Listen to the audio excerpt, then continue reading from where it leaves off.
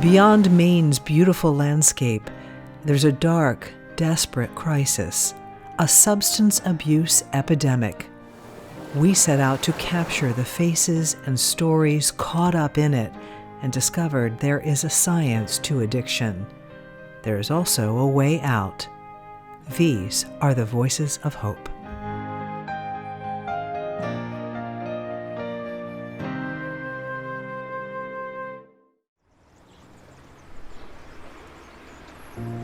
From seeking a high to seeking an escape from self, experts in addiction cite 5 underlying reasons for addiction: trauma, co-occurring mental disorders such as anxiety, depression, or bipolar, sexual and gender issues, genetics, and prescription drugs. That summer before I went into freshman year in high school is when I started trying Adderall, Vicodin, cocaine, ecstasy, really anything I could get my hands on. I did it and would have done it just to get out of myself. I was just looking to not have to deal with me, myself, and my life. My freshman year, I'd gotten into this really bad pattern. I looked awful. Like, I wasn't sleeping, I wasn't eating, I knew I looked bad. I looked so bad that I was begging and hoping that somebody would say something to me. Just anything. I was just hoping somebody would care. But all I wanted was a hug, or someone to eat lunch with me, or some sort of greater acknowledgement. And it was in that exact instance that I was like, nobody cares. I'm going all in. I started to rebel in school. I started to fight in school. I started to not do what I was told. I never did any schoolwork, and I struggled in school. I never felt like I was smart enough.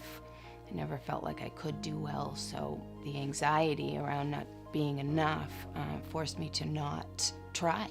I'm acutely aware of the flesh prison I'm trapped in, and I think the desire for escape from that is something that ultimately led me to drinking.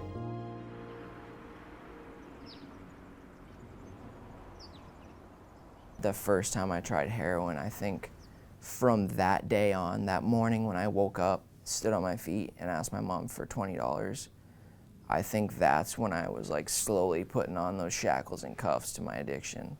This whole idea of I just wanted to be on my own. I wanted everyone to leave me alone so that I could drink and use the way I wanted to. I thought, oh well, I'm free. Like, I have to get more free. I have to get to where I want to be.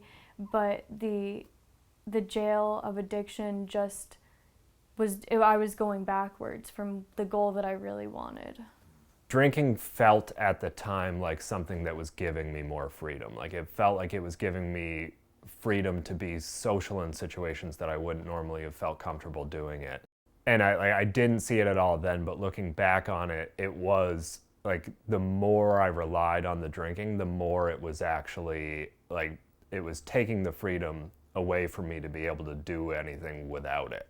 The longer that I used drugs and drank, the less freedom I had, because I couldn't do what I wanted anymore. I woke up in the morning and I was like, my first thought would be, how are you gonna get a drink in your system, or how are you gonna do drugs? So there's really no freedom about it once I got into my 20s, because I didn't feel like I had a choice anymore. The process of addiction, starts out because the drug is so rewarding in the beginning, and then it becomes like a prison sentence. You're imprisoned in your own mind. You're trapped in these compulsive behaviors that you're doing because your brain just is constantly craving the drug. You don't even enjoy using it anymore. I guess I was searching for an escape with drugs and alcohol, but for a long time I don't think I knew what that cycle was going to look like, that I was imprisoning myself. I didn't understand that. I didn't ever know that there would be so much torment associated with the escape. I spent my 23rd birthday later that year, followed by the 24th, 25th, 26th, 27th, and 28th birthdays in prison, in treatment, or in sober living. I was definitely a prisoner to drugs, and I felt like I had to use it every day. And if I didn't have it, I would go crazy and I would have to chase for it, chase for it, chase for it. I did feel like a prisoner even when I was using drugs, because you're just locked in with yourself, and I was always isolating and drowning myself in alcohol and drugs and just being alone, like just not wanting to feel. It was slow and subtle, but it was building walls around myself that were both disconnecting me from other people and keeping me away from really being able to like enjoy the things that I loved. Addiction to me feels like I can't stop thinking about it. I'm trying to put money together to figure out if I have enough to be able to get the next amount. It's constant anxiety. Even being outside of an actual jail or prison, I've always kind of felt that I was in a prison, I guess, and mainly in my head. You know, a mental, emotional, spiritual prison, I guess. My poor father tried so hard to drag me out of places, you know, find me, search me down, push me into detox again, and I'd just leave detox and I'd find a way out because the obsession to use and abuse crack cocaine and heroin was so powerful that I could not stop. Lying, cheating, stealing, manipulating, doing things that I am very ashamed of today that I did. I'll never forget the first time that he drove me to detox, and I'm surrounded by these people who I am nothing like in my mind. They're all heroin addicts. They're all, you know, crackheads, and not what I was at the time or thought I was. And I did not think I was going down the road toward that in any way. I was convinced that I would never do those things. Come to find out later on, I was very wrong about that. The lengths that our brain goes to try to explain the behaviors that are driven by addiction is really a result of us having this big cortex that allows us to make sense of the world. And so it's not surprising that someone with addiction tries to make sense of what they're going through and can come up with lots of explanations and justifications for their behaviors when they're driven by something that's really beyond their conscious control. I had been drinking when I wasn't supposed to be, and when I was then with my girlfriend, she could tell I was off. And rather than admit to having been drinking, I let her like believe that there was something mentally wrong with me, like that I was having a stroke or something. And so she took me to the emergency department. My family, they were like, you should probably go see a neurologist then, like if you think that's what happened. So I work at a hospital and like basically said, yeah, okay, I know a neurologist, I'll go in, I'll see my PCP, I'll get like blood work done, all of that. So I said I was gonna do all of that. And told myself, all right, well, if they were gonna draw blood, like there'd be evidence of that. So I initially said to myself, all right, maybe they would just do a pinprick on my finger. So I took a thumbtack and pricked my finger to have evidence of that. And then I said to myself later, actually, if they were gonna do blood work, they would do like the whole arm blood draw. And so I did the same thing with my arm, which is harder than you would think. It takes a lot of work to put a thumbtack into your arm. But I did it, and none of this felt crazy to me. It's interesting how stigmatizing addiction is, that people would rather call it medical or mental health problems rather than an addiction problem. And kind of the lengths that someone will go to convince themselves that it's not an addiction that's leading to these behaviors. It's almost like the smarter you are, the more compelling the reasons and the bigger manipulations you can make to achieve the goals. And that can backfire because people will think that someone is lying and cheating because they are a bad person rather than they are lying and cheating because they're a person with a bad disease. Doctors now refer to it as a brain disease, acknowledging addiction is a chronic and often treatable medical condition involving changes to circuits in the brain involved in reward, stress, and self-control. Our brains are constantly changing and adapting. So if you're using a drug and it's having this intense effect on your functioning, and it's changing your personality and your behaviors, of course, that means it's changing your brain. There are so many changes. There's something called a T2 image on MRI, which can show you white matter changes in the brain, which is more subtle. The white matter is like the coating around the nerves. And you can see changes, especially in young people who are using various drugs, to the white matter. And it's sort of fascinating from a scientific perspective. But you don't want to be that individual that is interfering with your brain's ability to process information because you thinned out white matter in certain areas of your brain.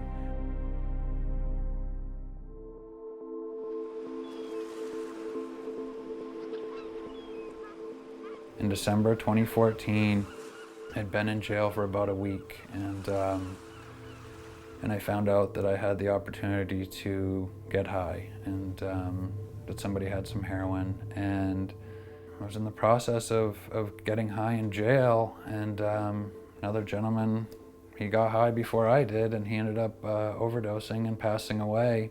I really had to sit there and take it all in, and something just clicked in my head, and I said, man, I have a chance. I have another chance. I don't know why I have another chance, but I do. So what am I going to do with it?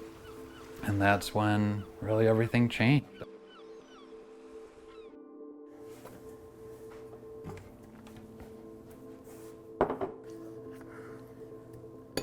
I just knew that like this was, if I didn't do it this time, it was over for me. I know what my life will look like. I will be dead. I will be in prison if I'm not dead.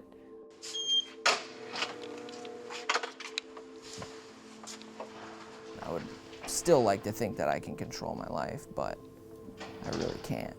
I need that something that's bigger than me that I either look up to, talk to, pray to, meditate to. For me, everybody's different, but that's what my recovery looks like. And if I don't have that and I'm not sober, then everything else is gone or will be gone very soon.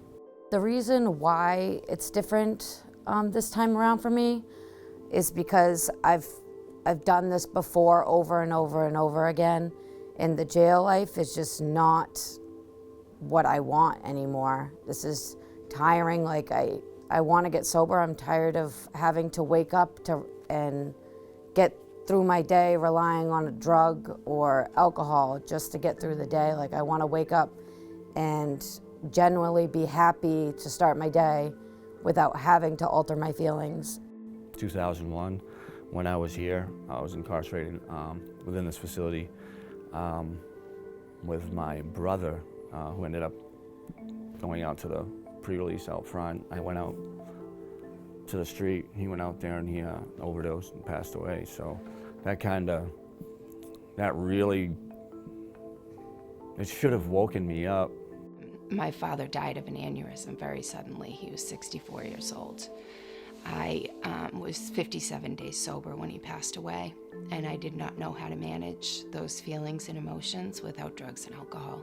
I was able to stay abstinent from drugs for 8 months, and that was my longest stint of abstinence prior to my recovery now. I picked up right where I left off, and I started using in a way that didn't even know existed. I overdosed 13 times. I was dead on arrival 9 times. It was my final crossroads. I knew that if I did not get sober this time, I was going to die a drug addict, and it was going to be a very painful, slow death. I was just like, this just is never gonna work out for me.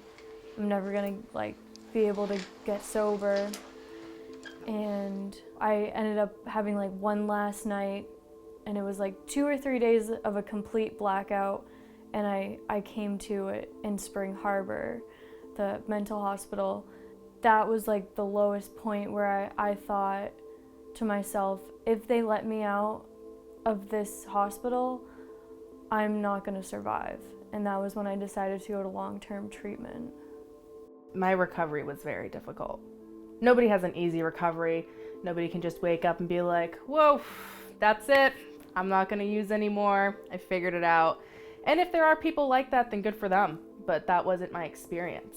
When I was in Spring Harbor, I remember telling one of the nurses that I was there because I wanted to get sober.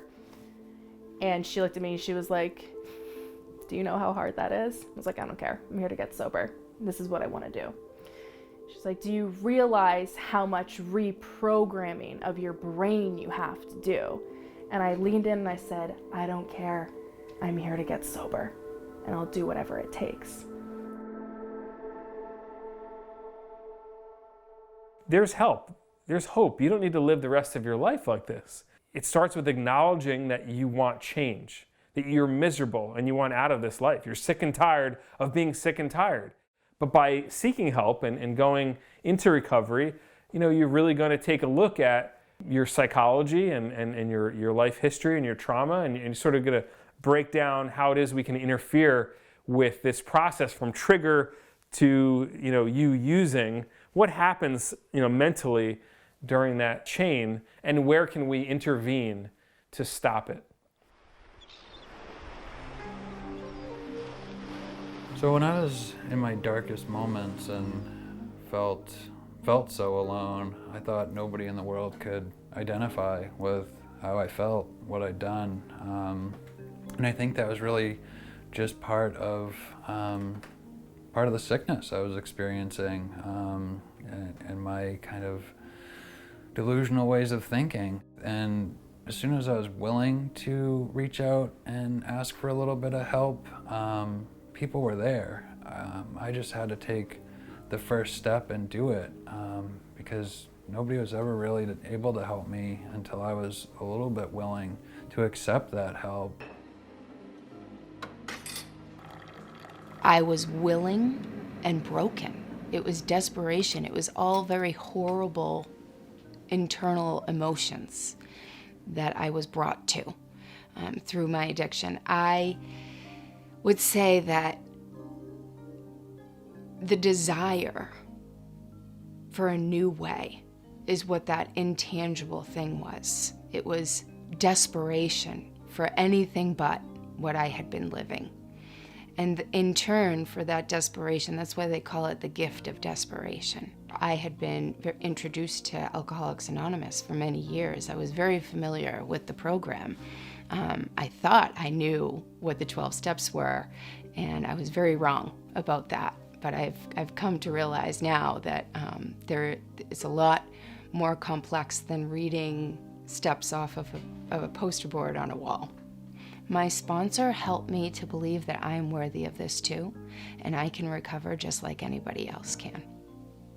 I didn't believe it right away, and it took a long time to get there, but I finally started to reap the benefits that this work did for me.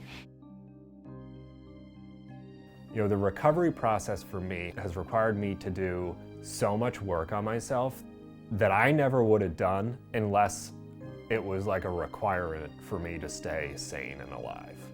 People say addiction is the opposite of connection. I believe that to be true. But it's I'm a fiercely independent person, and I don't like to be told what to do, but I also had to realize that I have weaknesses that I need other people to help me with, and by being honest with more people, they're more able to help me. What it really came down to was a sense of empowerment that I never had. In school, I always felt dumb because they kept telling me I was in lower classes than I should have been. In my family, I always felt scared and afraid. And the world kept making me feel so many things that I didn't want to feel, that I realized my only opportunity to have a shot at life was to do something that would empower me. And that no matter what happens in this world, I've given myself a gift that nobody could ever take away. it was more the end game, was that I saw other people that seemed free. They were calm, they had purpose, they had direction. They just seemed happy, right? And very content and fulfilled. And it was that I had so desperately wanted my whole life. And it was that I had sought through drugs and alcohol that gave me glimpses of that feeling, but never really held true.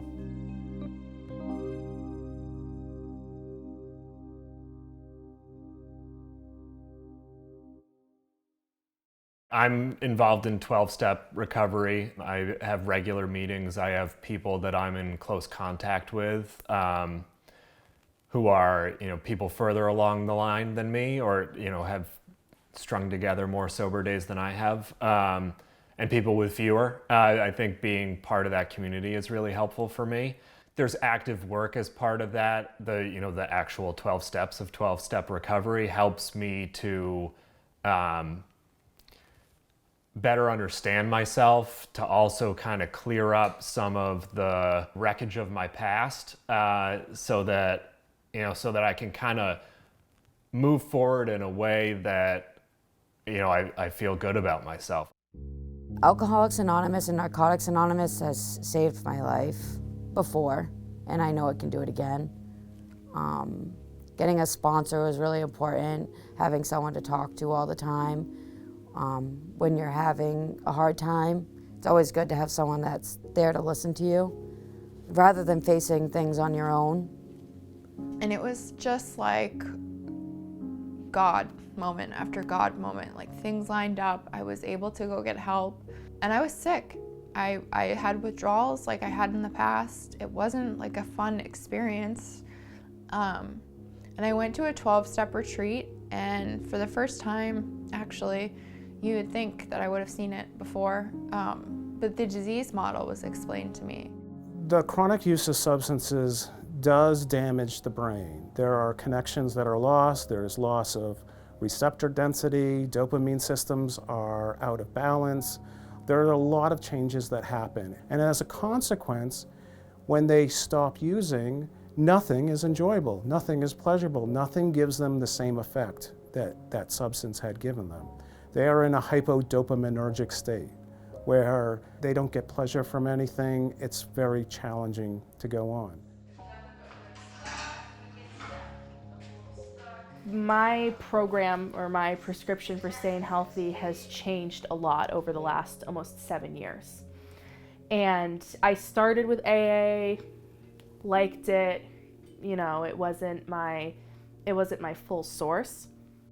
What I personally do is I have a really great community of women that I study the Bible with, and we walk through life together. And that is a very replenishing source for me. That's a very incredible source for me, is to have them in my life.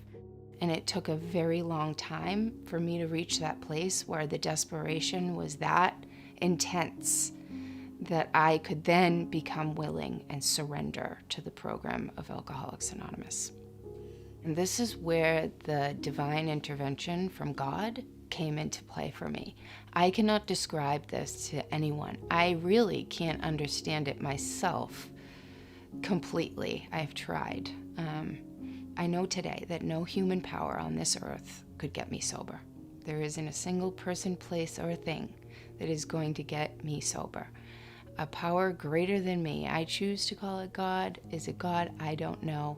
But it is something out there that is bigger than I am, that intervened and gave me the ability to be teachable, to become willing, to surrender, and get out of my own way.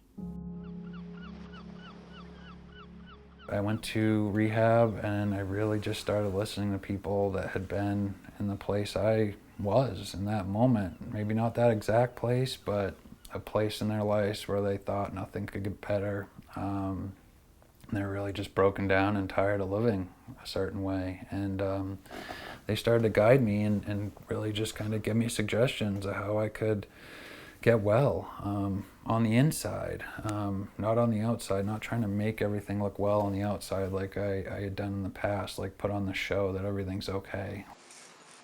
While I was there, they really set the foundation of being honest and getting back in line with my moral compass and my values. It's never going to be as bad as you think it is if you tell the truth, because it's those like secrets and trying to cover stuff up that will just, I would have relapsed again, and who knows if I'd still be sober today if I didn't get honest about that. I eventually developed this life that I was like, this feels sustainable to me. Like, this feels good.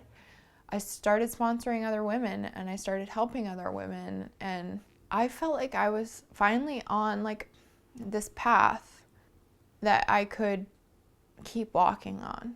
I didn't feel the need to, there's nothing I need to run from. There's nothing that I can't approach like head on. I was introduced to a group of people whose lives had dramatically changed as a result of applying, by working the 12 steps and applying the 12 steps to their everyday life. I was quite taken back by their sincerity, their knowledge, their ability to sort of explain my disease from personal experience in a way that no doctor or therapist had ever been able to really reach me with, and break it down in a way that like really made sense.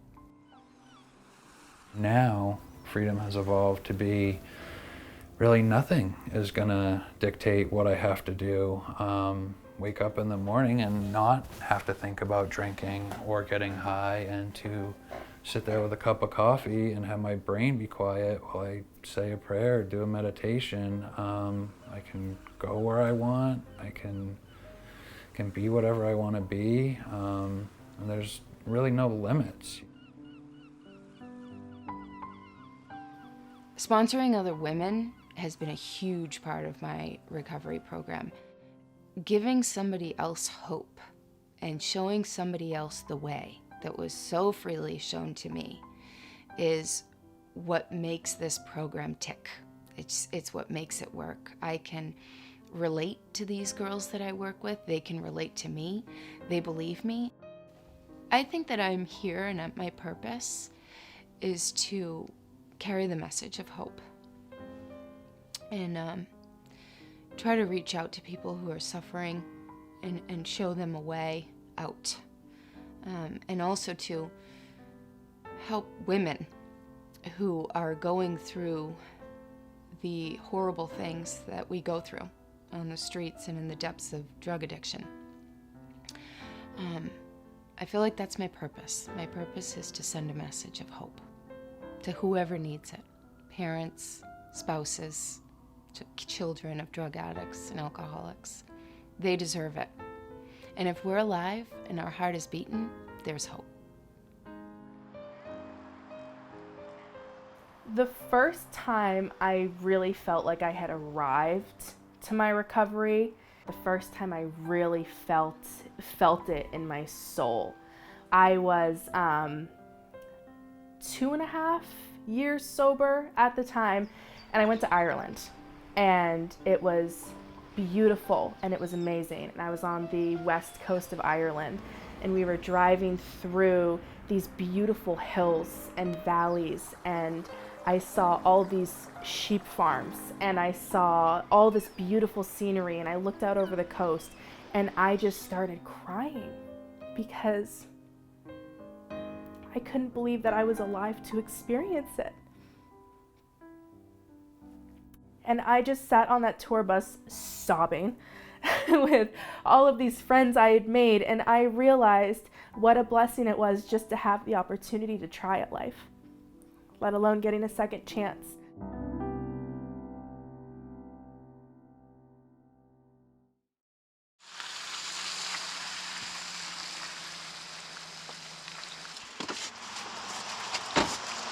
I was one of the first girls that walked into the Day One residence and completed the program. Especially as an adolescent, I needed to be away from my family and be somewhere safe and have the opportunities that were given to me here. So I'm not sure what my recovery would look like without Day One, because allotted me the time and space to be able to build a very firm foundation.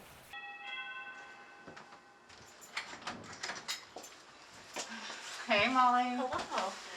Regardless of how things are going, we're like giving... Day One is very unique for the state of Maine because we are the only organization that has residential substance use treatment for teenagers.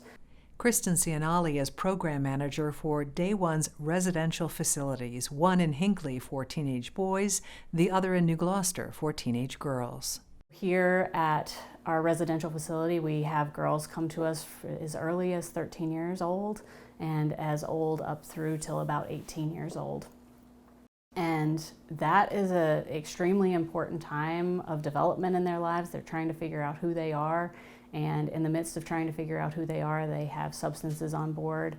Here they wake up, they have a hygiene routine, they get ready for school, they have some school time, they have structured break. After school they have group. In the middle of school they also have group. In the evening they might have an AA meeting or a peer recovery coach that they meet with, or a therapy session, or a art project that they're working on. And over the weekend, it's not just let's sit around and connect with friends, it's also, you know, let's go out for a rec activity, let's get our bodies moving, let's think about the connection between the body, the mind, and our experiences in life, like what brings us joy and fulfillment.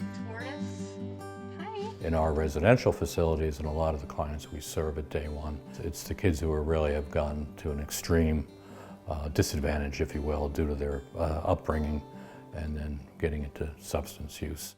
Dr. Jeffrey Alberg, a family practice physician, is Day One's medical director. I just didn't realize the magnitude of substance use disorder, sometimes to an extreme extent out in the environment. And as a family doc, the most startling things I've seen was and have seen, continue to see, is the multi-generational challenges that these kids have. Many have gotten to where they're at with substance use because perhaps their parents led them in that direction. Sometimes grandparents, certainly other relatives have been really the start of their use in too many cases. As a client moves through the program and is doing better, we give them what we're calling our bedroom 3 or our senior resident room. So this is one of our standard rooms. We have 4 beds, but we hardly ever... For a lot of these young people, this time in this space is enough time to remove them from their environment, to get them asking questions about the things that they actually like, they actually want to continue for their future. A lot of them haven't thought a lot about their future.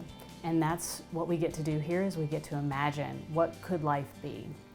It can be this, but it could be something else, and what do you want that? And how do we get you to that path if that's where you want to go?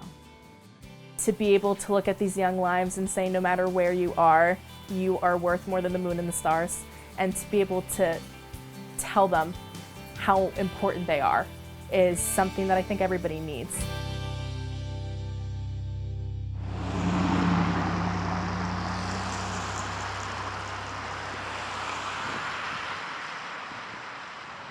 You need to be aware that this affects everyone, every walk of life, every population. You can't tell when someone's in treatment with me because they look like anyone else who's out walking the street.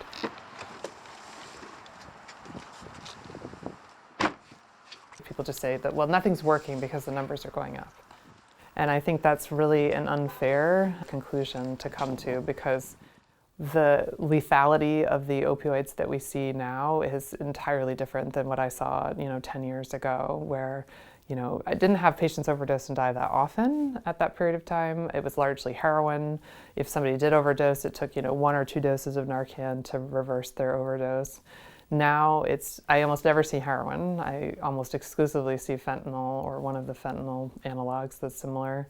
And, it requires 6, 8, 10 doses of Narcan to reverse folks out. In other words, save their lives.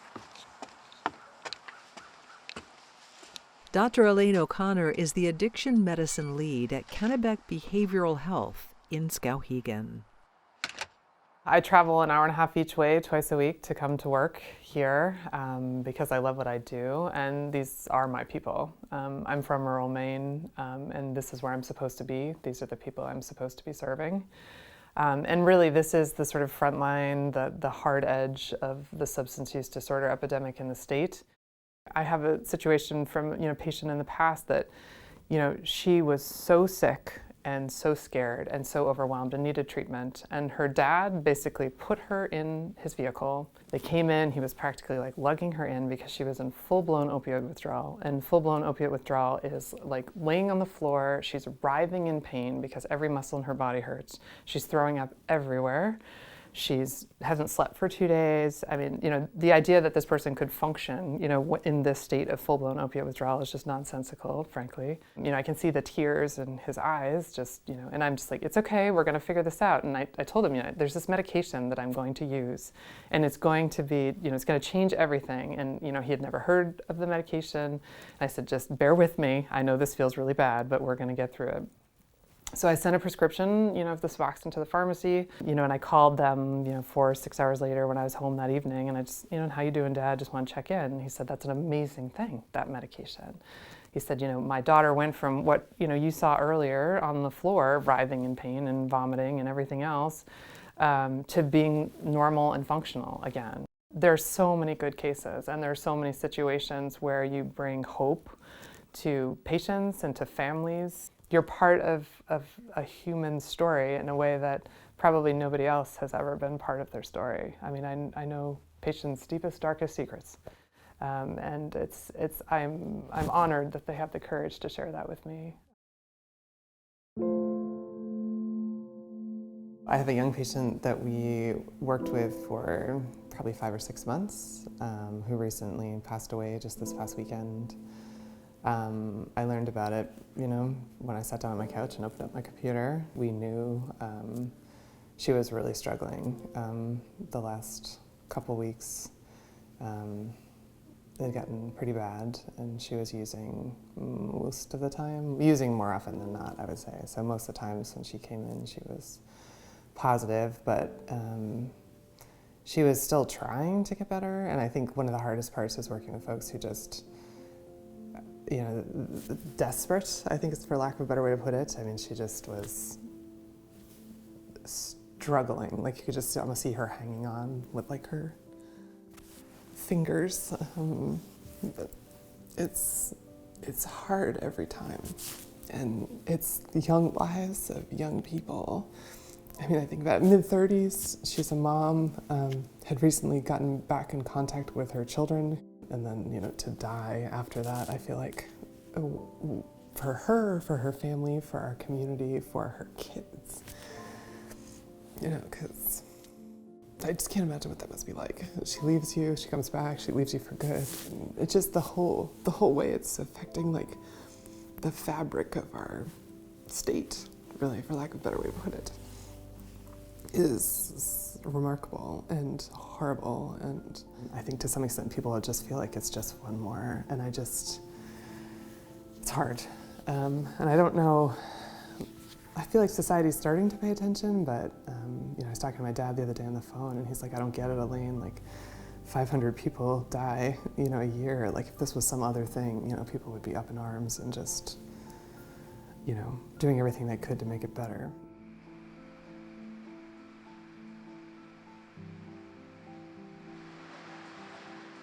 It's 5 a.m. People ask me, how do you deal with this work every day? And my answer is my Peloton, my bike. I start every morning on the bike, and it's the way that I just sort of start the day. It gives me the energy to go into the day, to sort of put the shield back on and walk out and see patients and do what I do. I ride for typically about an hour, and it launches my brain. It gets me going. It turns things on, makes me like able to go about my day and start doing things. And but I think it also helps get up. I mean, frankly, if I'm carrying stuff from the day before, like it lets me sort of work that through. And you know, there have been many hours that I cried most of the ride. You just have to have a way to let the body cope with it almost. I mean, the energy that comes from the stress or the trauma that you take in, or, you know, you have to have some way to sort of get rid of that.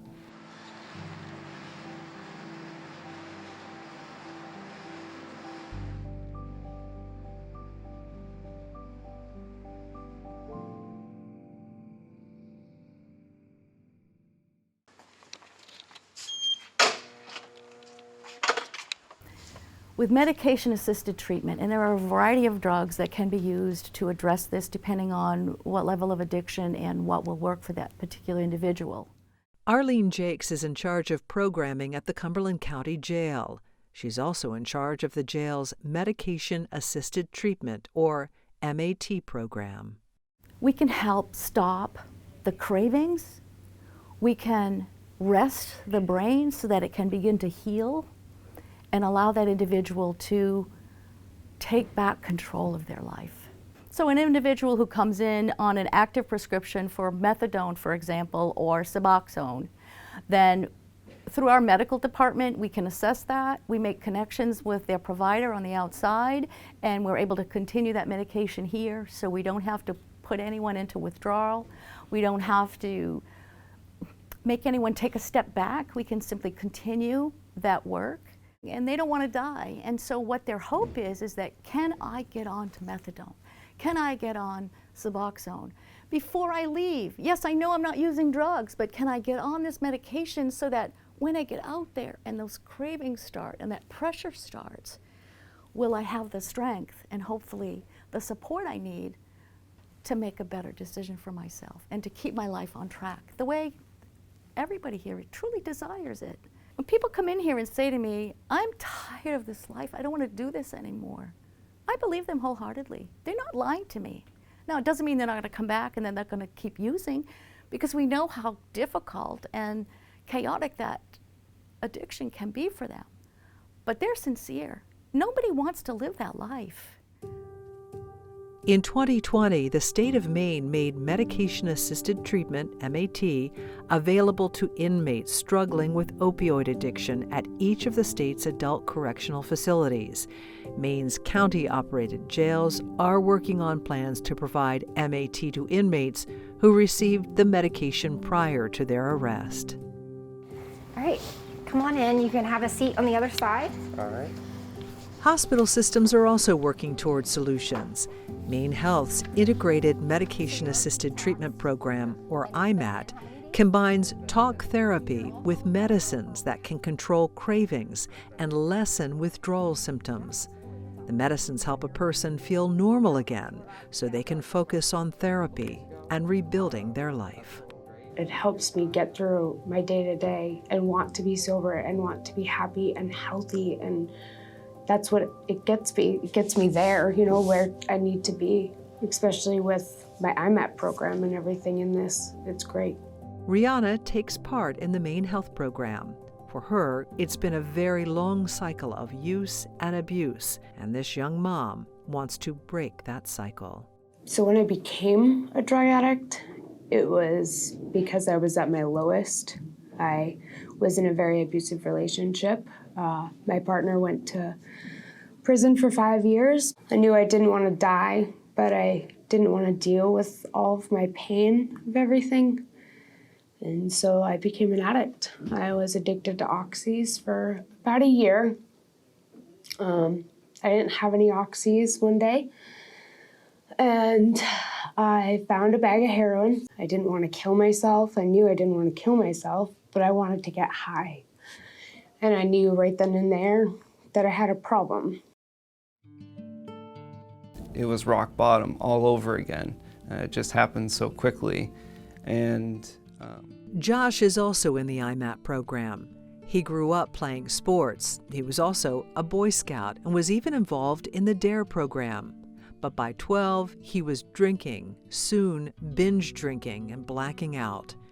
Rehab, stints at sober houses, detox, and probation were then followed by 6 years in prison for robbery.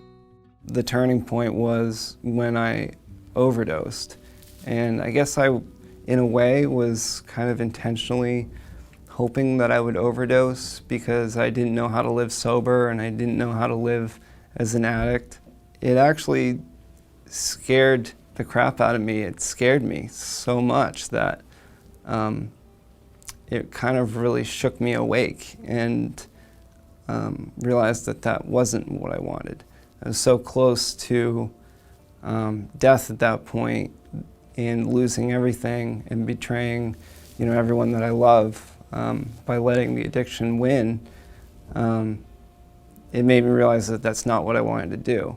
And getting enrolled into the Suboxone program gave me the ability to get back on my feet so much quicker.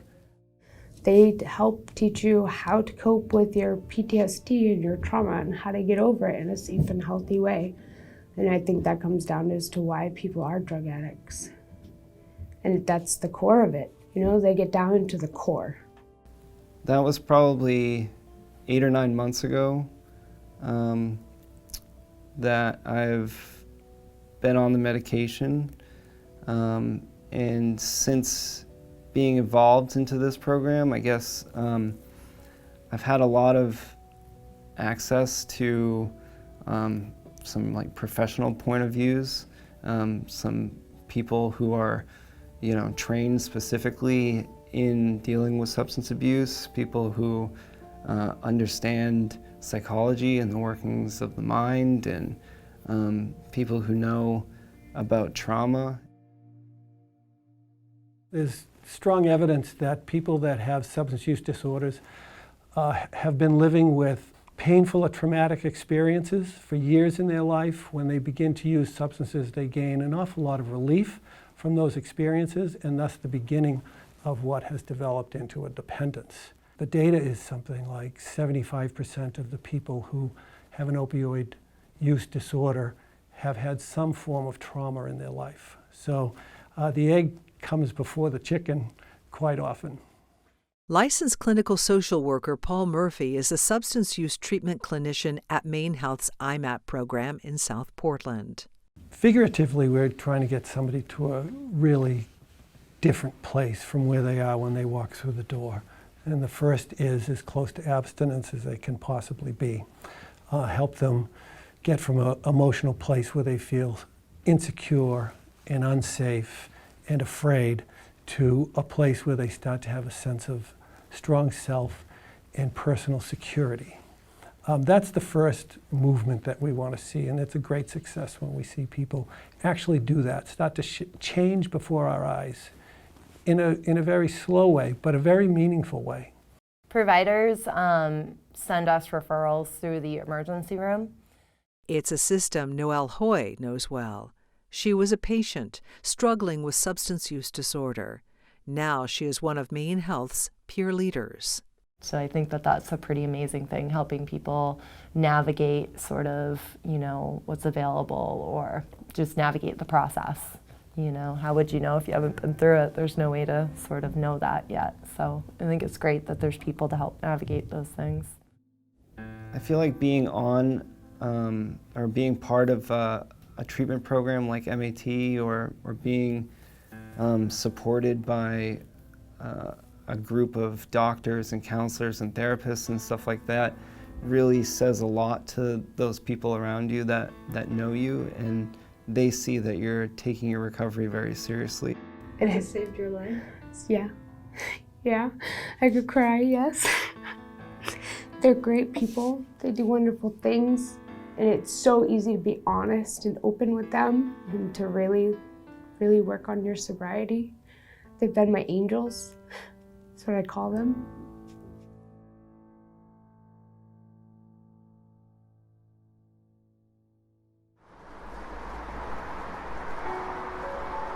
So we bring in the most vulnerable men in the city who are experiencing homelessness or substance use, and we give them a hot meal every night. We do their laundry, we give them a safe place to sleep.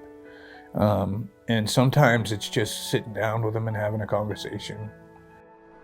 Milestone Recovery runs one of 2 standalone detoxes in the state of Maine. Its 2-tiered mission is to empower individuals with mental health and substance use disorders, and often means a 3 to 7 day stay. You can't really push recovery on somebody. I think a recovery path can mean different things for different people, and I think, part of their recovery at first is, they have to really learn how to be, to get off the streets, learn to live life skills, all different levels. Guys have been on the streets, up to 10, 15, 20 years. I had overdosed twice in the same day, and then I came back to detox and was in pretty bad shape. I had a couple broken ribs. My arm was infected from shooting up. And the doctor asked me what I was going to do different, and I couldn't answer. I had no idea what to do. And she just said, let us come up with a plan for you. Try to get some rest, and we'll put something together. And they came back with the plan of 6 months of treatment at the Serenity House. They wanted me to do 90 meetings in 90 days, then join a volunteer group, and try to get into a job that would help somebody else and also help me at the same time. Bobby Sheehan worked his way up. He's now a shift leader at Milestone. I take a lot of pride in understanding what these guys are going through and letting them know that they're not alone, letting them know, like, I was in the shelter, I was in the detox, I was doing all the same things that they're doing, and it's possible to not have to do that anymore. I mean, I've been to a few different detoxes, I've been to a few different rehabs, and Milestone was by far the most welcoming for me.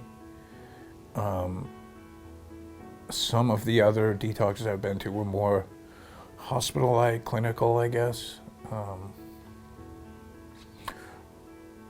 For me, Milestone was a place where I could breathe, where I knew I was safe, I could be comfortable. I had at least 7 days where I didn't feel anxiety, where I didn't have to run, where I could just sit and be comfortable. If you or someone you know needs help right now, go to the knowyouroptions.me website. You will find immediate help that's closest to you. Next time on Voices of Hope, the ultimate toll of addiction and the family members left behind. And I realized that I didn't have any more kids.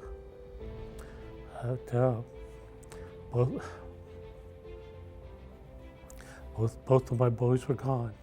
The last 6 months were torture. Every morning before I would go to work, I would go to his room to make sure his chest was rising and falling. And every night I would drive home praying that my son would be alive when I walked through the door, because I knew he was slipping. Plus, the family restored. It has helped us tremendously. It was kind of like being in a really, really dark room and somebody finally opening a door, and you could just see somewhere to go.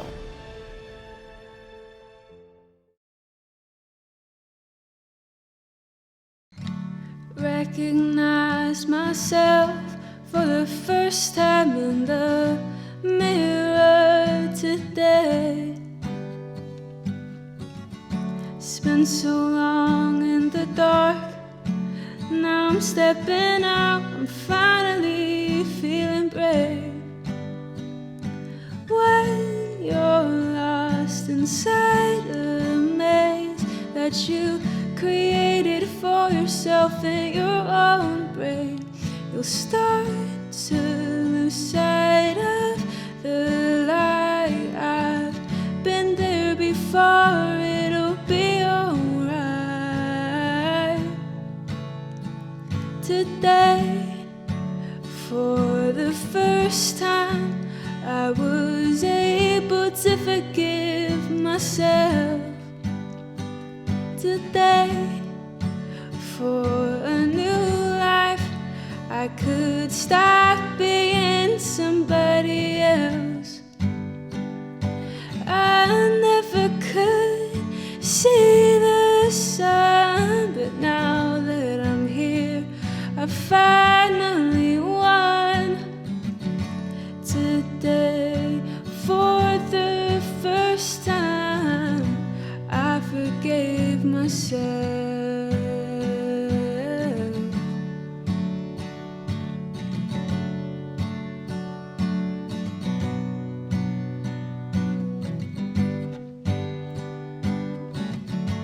Back on my feet for the first time since they made me think lesser of me. It's been 2 long years, never thought I'd be here. I'm who they made me scared to be. I never could see the sun, but now that I'm here, I find